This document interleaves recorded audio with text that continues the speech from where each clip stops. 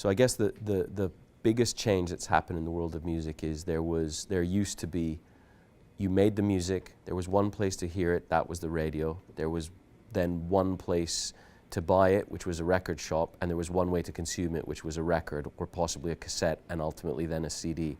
Now, there's a proliferation of channels, of formats, of ways in which you can find, discover, and consume music, and that's kind of completely changed the way that the entire music ecosystem, if you like, works.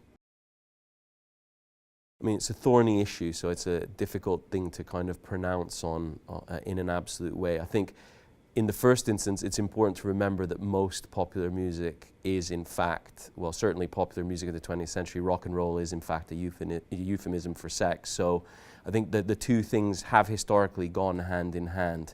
I guess the issue there is about,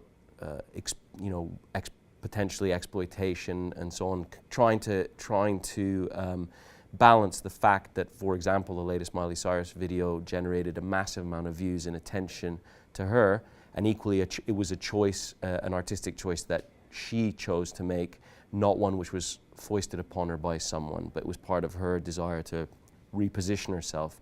So it's a really difficult area. I mean, it's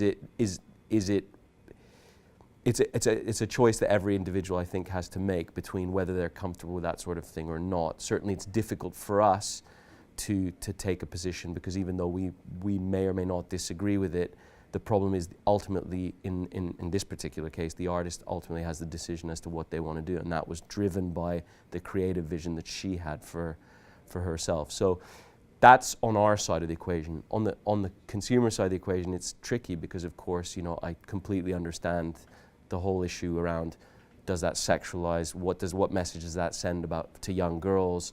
Is it empowering or is it exploitative? All of those questions are very real questions.